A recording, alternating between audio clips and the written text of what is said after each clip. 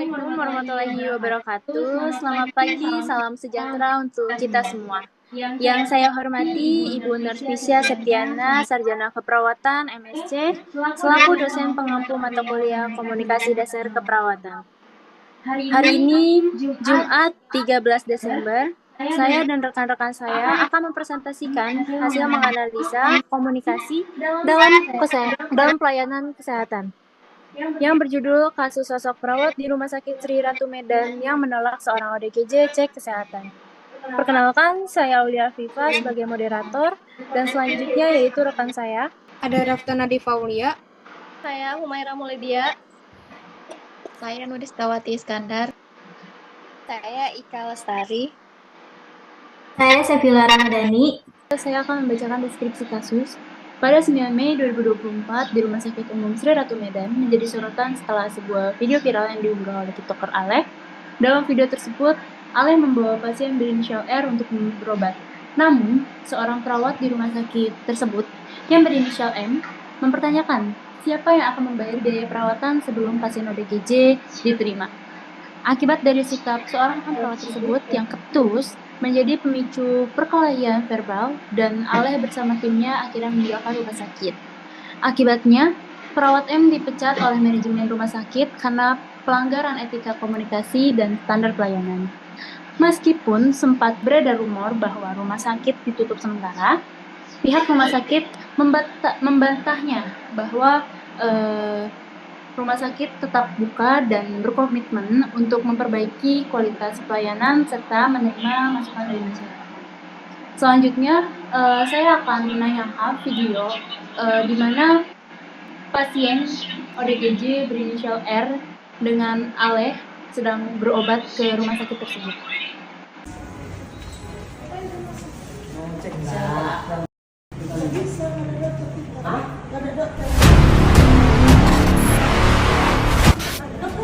Dokter umum.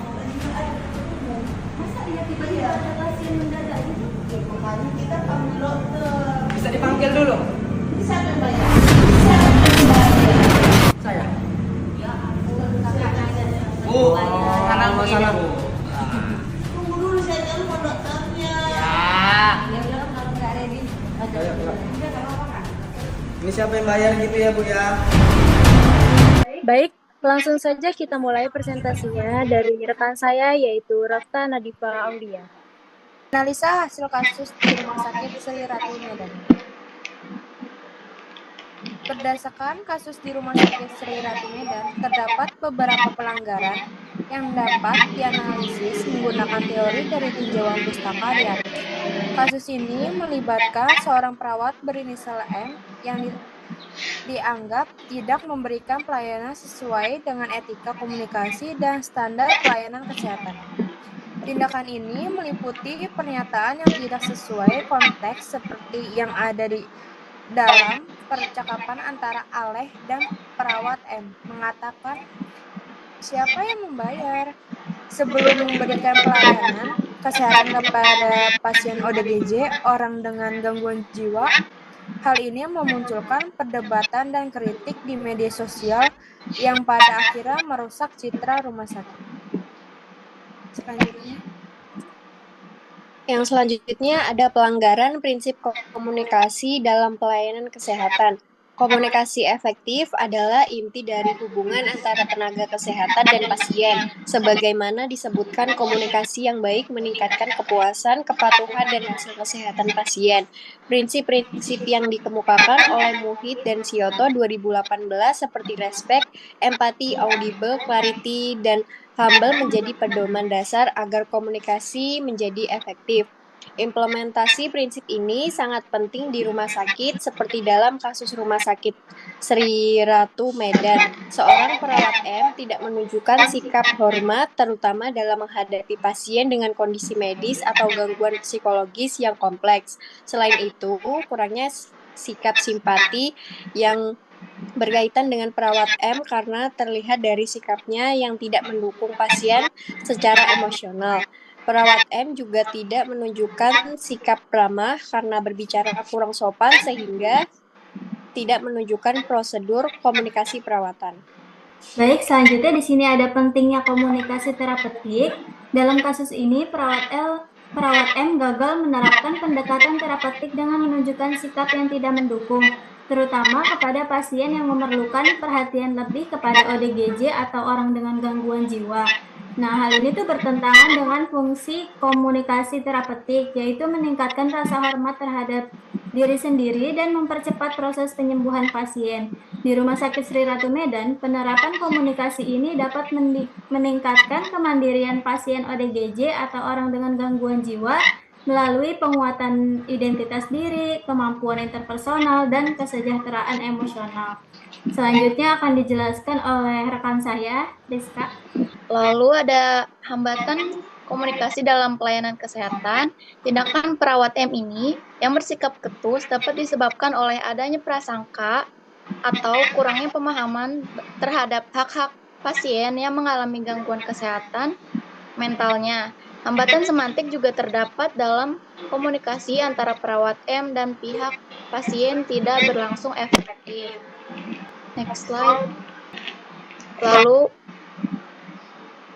ada hak-hak pasien ODGJ sebagaimana diatur dalam peraturan perundang-undangan bahwa ODGJ berhak untuk yang pertama mendapatkan pelayanan kesehatan jiwa di fasilitas pelayanan kesehatan yang mudah dijangkau dan sesuai dengan standar pelayanan kesehatan jiwa.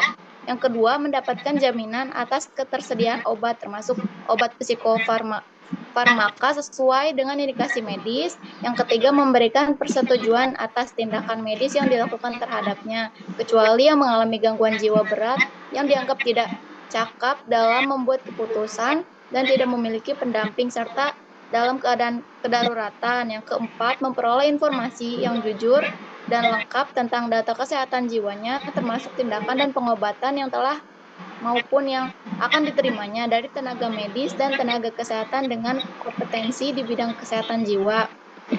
Lalu selanjutnya mendapatkan perlindungan dari setiap bentuk penelantaran, kekerasan, eksploitasi, diskriminasi, stigma dari masyarakat, dan mendapatkan aktivitas yang bermakna. Lalu mendapatkan kebutuhan sosial sesuai dengan tingkat gangguan jiwa dan mengelola sendiri harta benda miliknya dan atau yang diserahkan kepadanya dan hanya dibatalkan atas penetapan pengadilan.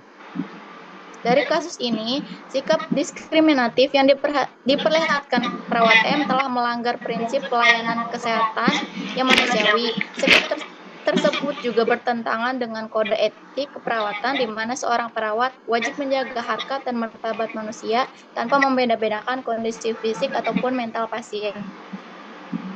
Kemudian peran perawat sebagai komunikator. Dalam kasus Rumah Sakit Sri Ratu Medan, perawat M tidak mencerminkan dalam bahasanya, tidak mampu mendengarkan keluhan pasien dengan baik. Selain itu, perawat M tidak memberikan kebutuhan kepada seorang pasien yang seharusnya mendapatkan pelayanan. Analisis aplikasi konsep di Rumah Sakit Sri Ratu Medan. Pertama, implementasi prinsip komunikasi. Dalam kasus yang terjadi di Rumah Sakit Sri Ratu Medan, dapat menerapkan prinsip respect, empati, dan humble dalam interaksi pasien melalui pelatihan rutin. Contohnya, perawat M dapat memberikan kesempatan kepada pasien untuk menyampaikan keluhan dan memahami perspektif mereka secara tulus tanpa membedakan pelayanan pada pasien, baik pasien normal maupun pasien yang mengalami gangguan kesehatan mental. Selanjutnya akan dilanjutkan oleh rekan saya yaitu Humairah. Oke, selanjutnya yang kedua, di dalam analisis aplikasi konsep di Rumah Sakit Sri Ratu Medan ini ada komunikasi terapeutik untuk pasien ODGJ. Penggunaan komunikasi terapeutik secara rutin pada pasien orang dengan gangguan jiwa dapat membantu mereka merasa dihargai dan dipahami. Hal ini sejalan dengan upaya menurunkan angka stigma dan meningkatkan kepuasan pasien. Lalu yang ketiga, ada pengelolaan hambatan komunikasi. Melalui pelatihan ini, perawat dapat dilatih untuk mengenali hambatan semantik dan manusiawi seperti yang sudah dijelaskan di atas, seperti perbedaan persepsi dan emosi pasien. Alat bantu visual atau media interaktif juga dapat digunakan untuk menjelaskan informasi kepada pasien yang kurang memahami istilah medis. Kemudian yang terakhir, penguatan kode etik dan kompetensi perawat. Kode etik seperti menghormati martabat pasien, menjaga rahasia medis, dan mempertahankan profesionalisme menjadi landasan yang penting. Dalam kasus di Rumah Sakit Sri Ratu Medan, penerapan kode etik ini dapat didukung dengan evaluasi kinerja perawat secara berkala. Kemudian dari hasil analisis kasus Sri Ratu Medan, kami dapat menyimpulkan bahwa yang pertama, terdapat hal yang berkaitan dengan pelanggaran etik komunikasi seperti komunikasi efektif, lalu standar pelayanan kesehatan yang kurang menghargai pasien ODGJ yang untuk mengecek kesehatannya, kemudian hak-hak terhadap pasien ODGJ. Kemudian yang kedua, tindakan seorang perawat yang menunjukkan sikap ketus dan mendiskriminatif terhadap pasien sehingga melanggar kode etik dan berdampak buruk terhadap citra rumah sakit. Kemudian yang ketiga, komunikasi yang tidak sesuai dengan prinsip efektif dan terapeutik menjadi faktor utama dalam timbulnya konflik. Oleh karena itu, sangat penting bagi institusi kesehatan untuk terus mengedepankan pelatihan, keterampilan komunikasi, prinsip komunikasi terapeutik, dan kesadaran terhadap hak pasien guna meningkatkan kualitas pelayanan kesehatan. Kemudian ada saran yang akan dijelaskan oleh rekan saya, Awi. Baik, dari hasil analisis kasus Rumah Sakit Sri Ratu Medan, kami mempunyai saran untuk meningkatkan kualitas pelayanan, yaitu dengan melakukan pelatihan komunikasi, dengan melatih seorang perawat dalam komunikasi terapeutik, mengajarkan cara berkomunikasi dengan pasien ODGJ dengan empati dan rasa hormat. Lalu kedua, mengevaluasi standar pelayanan. Menentukan standar pelayanan yang jelas untuk pasien ODGJ, memastikan semua staf dapat memahaminya dan mengikuti standar tersebut dengan ketat. Lalu terakhir, menjaga citra rumah sakit. Dengan membangun komunikasi yang transparan dengan masyarakat, tunjukkan komitmen rumah sakit selalu menerima semua kritik untuk memperbaiki pelayanan dan berfokus pada pelayanan yang setara untuk semua pasien. Sebelum kami tutup presentasinya, ada baiknya kita mengirimkan Al-Fatihah untuk sudah berpulang. Al-Fatihah dimulai.